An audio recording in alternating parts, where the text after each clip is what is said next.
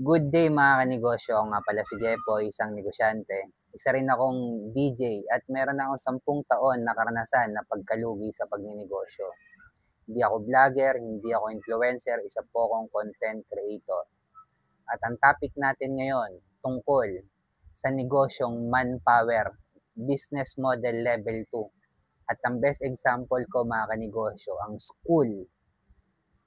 Ito kung nagsisimula ka pala magnegosyo, tapusin mo tong video na to at kung nagninegosyo ka naman na, sigurado marami kang matututunan dito mga kanegosyo.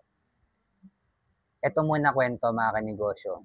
Way back 2015, nung naitayo ko yung sari-sari store ko, kung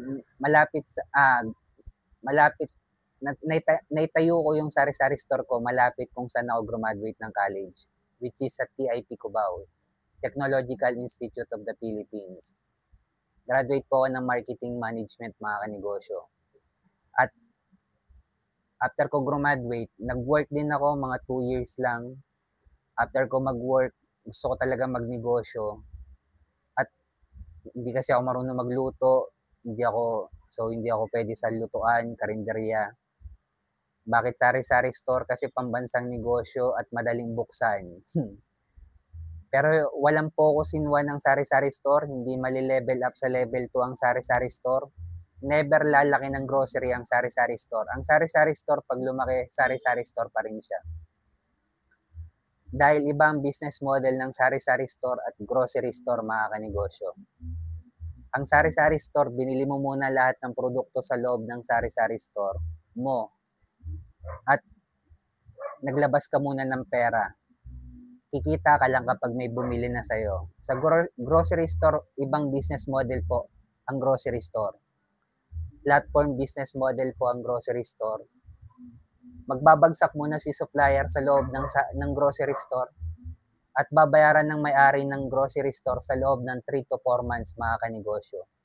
Cash flow gaming po at panalo lagi dito yung may-ari ng grocery store. At ang topic natin ngayon mga kanegosyo, tungkol sa manpower business. Etong tinatopic natin mga kanegosyo is business model level 2. Nahati siya sa franchising, licensing, manpower, software, platform business model. Papasok sa business model manpower ang school mga kanegosyo. Ang school ay isang negosyo din na kung saan ang negosyo nila, sila ay nagpo-provide ng mga trabahante sa bawat company. Which is kung college student ka, ikaw yung produkto nila, ikaw yung product nila. Ang school ay isang negosyo mismo mga kanegosyo. Sa inyo sila kumikita. At halimbawa, naging sikat ka naman after mong graduate ng college, sisikat din yung school na pinanggalingan mo syempre.